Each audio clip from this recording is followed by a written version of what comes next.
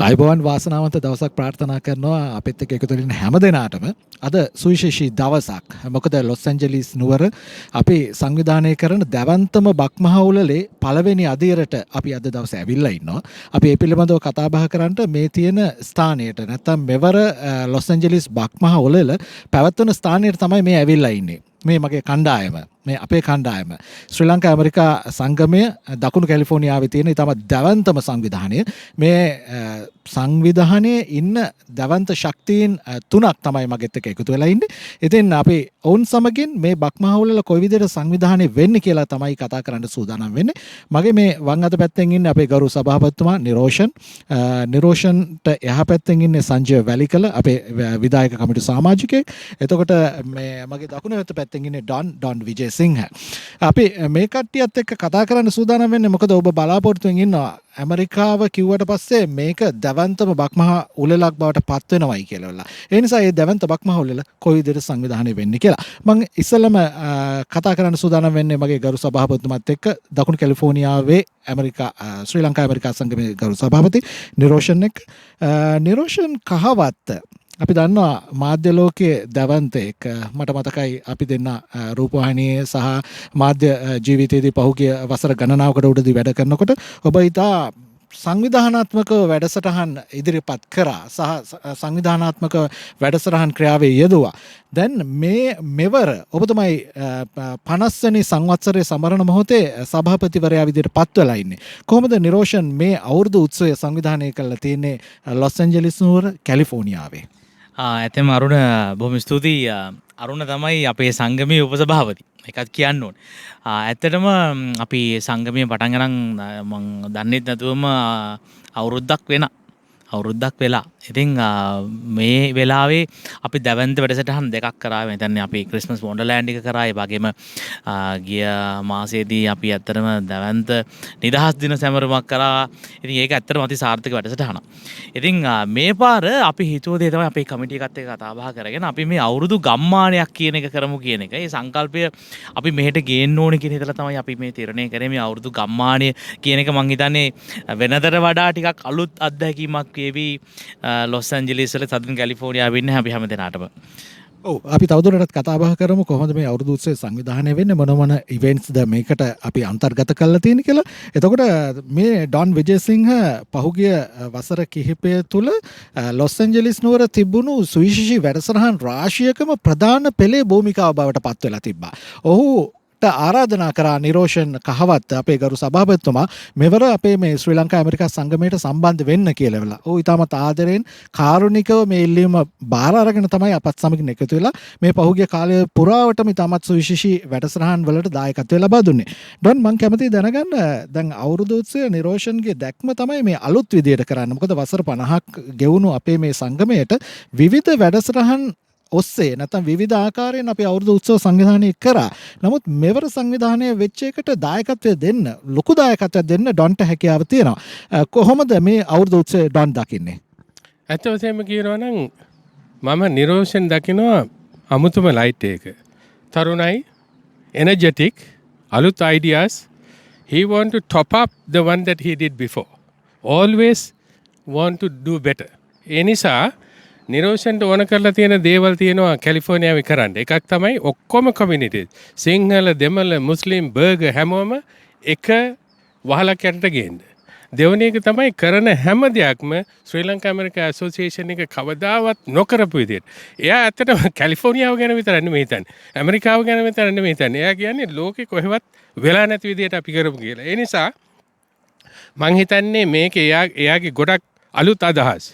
මේ හාමුදුරුවරු 59ක් විතර ගෙන්නලා උදේ පාන්දර හීල් දානයක් දීලා මේ වැඩසටහන පටන් ගන්න. එතකොට හාමුදුරුවරු විතරක් නෙමෙයි අනිත් ආගමික නායකවරු ඒගොල්ලොත් පොලිමට ඇවිල්ලා ඒ එක්කම අපි ලස්සන ලෝකේ කවදාවත් පෙන්නපු නැති ලංකාවේ කැවුම් කිරිබත් කොකේස් ඔය වගේ කැවිලි වර්ග තියෙන විශාල මේසයක් සංවිධානය කරලා ෆුඩ් ස්ටෝල්ස් ලංකාවේ ඇමරිකාවේ ඉන්න ලාංකික ඕනම ව්‍යාපාරිකයෙකුට ඇවිල්ලා ඒගොල්ලන්ගේ හැකියාවන් ඒගොල්ලන්ගේ ව්‍යාපාර අපට පෙන්නන්ඩ ඒගොල්ලන්ගේ කෑම වර්ග හැමදේම අපට දෙන්න ඒගොල්ලෝ ලැස්සල ඉන්නවා. මහිතන්නේ Sanjaya වලිකල will explain better about the food stalls we are going to have. Overall, මං කියන්නේ මේ ලාංකික හැමෝටම ඕනම community එක සිංහල දෙමළ burger Malay Muslim please come. ඇවිල්ලා enjoy කරන්න මේක තමයි ඔබ දකින විශාලම බක් මහා උලෙල මුළු ලෝකෙම දැකපු. බොහොම ස්තුතියි ඩොන්. ඒ වගේම මං හිතන්නේ මේ සංජය කපිල වැලිකල ඔහුටත් ලොකු ශක්තියක් තියෙනවා මේ කැලිෆෝනියාවේ ලොස් ඇන්ජලිස් නුවර සහ USA වල. මොකද ඔහු වට විශාල පිරිසක් ව්‍යාපාරිකයෝ විශාල පිරිසක් ඔහු වට ඉන්නවා. ඔහු තමයි අර නිරෝෂන් එතකම ඩොන් කිව්වා වගේම මේ අපේ ව්‍යාපාරික ප්‍රජාව සම්බන්ධීකරණය කළා. මොකද අපි බලාපොරොත්තුෙන් ඉන්නවා මේ පාර ස්ටෝල්ස් 50කට වඩා වැඩි ප්‍රමාණයක් දැනටමත් විශාල ප්‍රමාණයක් ඉල්ලුම් ලැබිලා තියෙනවා. ඉතින් ඒකේ සම්පූර්ණ සම්බන්ධීකරණ කටයුතු කරන්නේ සංජය මොකද හිතන්නේ මේ කරන කටයුත්ත පිළිබඳව? මොකද ව්‍යාපාරිකයෝ ඔබේ මන් දන්නවා විශාල ප්‍රමාණයක් ඉල්ලුම් ලැබිලා තියෙනවා. සමහරක් ඒවා අපි රිජෙක්ට් කරා අපිට දෙන්න අවස්ථාවක් නැති හන්දා.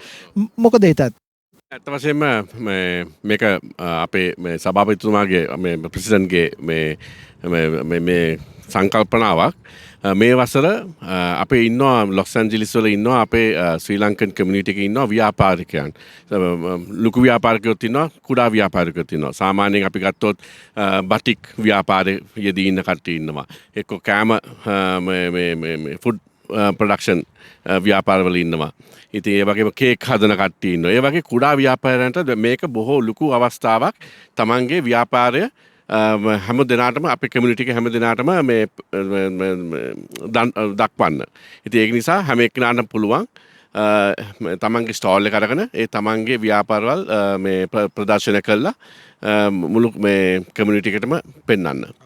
බොහොම ස්තුතියි සංජය. මම හිතන්නේ මේ දැන් රෝලන් හයිට්ස් පාක් එකේ තමයි අපි මෙවර අවුරුදු උත්සව සංවිධානය කරලා තියෙන්නේ. මේක රෝලන් හයිට්ස් පාක් කිව්වට පස්සේ මේ පැත්තේ ඉන්න කට්ටිය ඔක්කොම අල්ල දන්නවා. මොකද වෙනද තිබ්බ තැනින් චුට්ටක් විතර අපි එළියට ආවා. එළියට ඇවිල්ලා තමයි මේක සංවිධානය කරලා තියෙන්නේ. නිරෝෂන් දැන් මේ කටයුත්ත ටිකක් වෙනස් වුණා. ඒ කියන්නේ අවුරුදු ගම්මානයක් බවට පත් වුණා.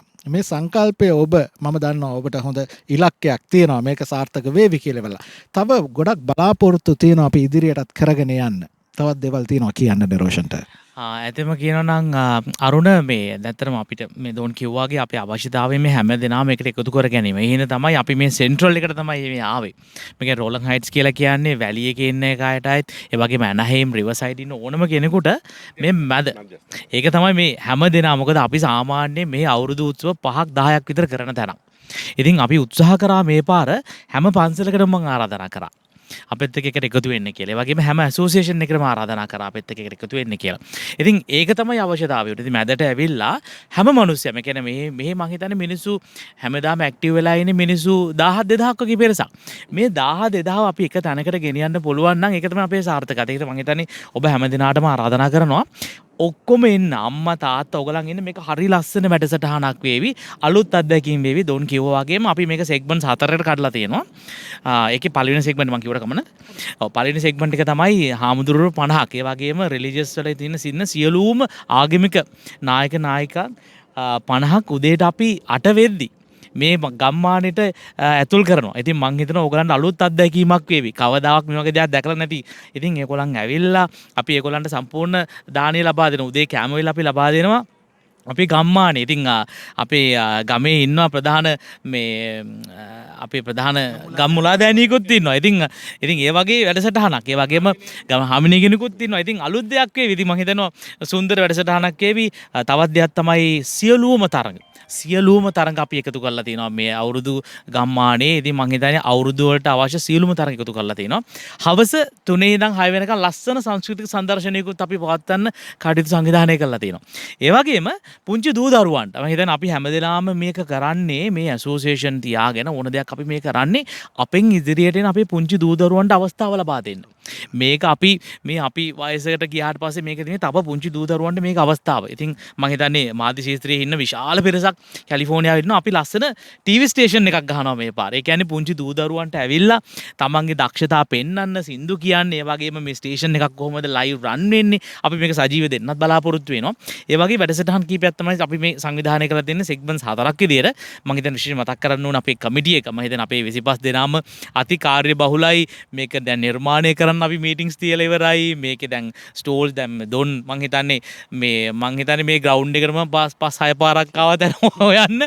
ඉතින් ඒ වගේ කැපකිරීමක් අපි කාටත් කිසිම දෙයක් මේකේ හම්බෙන්නේ නැහැ. හැබැයි මේ අපි end of the day අපි මේ පුංචි පවුලක් වගේ එකතු වෙන්න හදන්නේ අපේ තෘප්තිය, මානසික තෘප්තිය.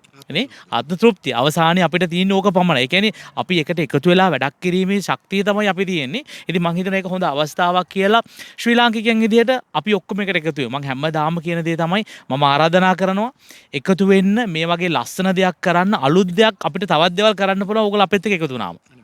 ඒ වගේම තවත් වැඩසටහන ඉදිරියට තියෙවි. අපි ඉතින් මේක අපි ගැන කතා කරමු. මං හිතන්නේ අලුත් අවුරුද්ද කියන එක අපි හැමදෙනාගේම ඇඟේ තියෙන දෙයක්නේ. ලස්සන ඔන්චිල්ලාවක් එහෙම මෙහෙ තියෙන්නේ පිටිපස්සේ. අන්චිල්ලාවක් තියෙයි. ඒ වගේම කොට්ට පොර, කනාමුට්ටි. තවත් වැඩසටහන තියෙනවා. මේවට අපි අවුරුදු කුමාරයා, කුමාරිය, ඒ වගේම විවාහක අවුරුදු කුමාරයා, කුමාරියත් තේරීමේ අපි ප්ලෑන් එකක් දාලා තිනවා. හරි ලස්සන වැඩසටහනක් වේවි. ඔයගලන්ට ගොඩක් දේවල් ඉස්සර දැනගන්න ලැබේවි. බොහොම ස්තුතියි නිරෝෂන්, බොහොම ස්තුතියි කපිල, බොහොම ස්තුතියි ඩොන්. එහෙනම් මතක තියාගන්න අප්‍රේල් මාසේ 13 වෙනිදා කොලන්ස් හයිට්ස් මේ පාක් එකේදී අපි කමියුනිටි පාක් එකේදී අපි හම්බ වෙනවා. මතක ඇතුව මේ දිනේ වෙන් කරලා තියාගන්න. මොකද ලොස් ඇන්ජලිස් නුවර අපි දන්න විදියට වෙන අවුරුදු උත්සව නැහැ. මේ තරම් ඇවන්තව සංවිධානය වෙන. එහෙනම් ඔබට වාසනාවන්ත දවසක් ප්‍රාර්ථනා කරමින් අපි සමුගන්නවා අවුරුදු දවසේ හම්බ වෙන බලාපොරොත්තු ඇතිව.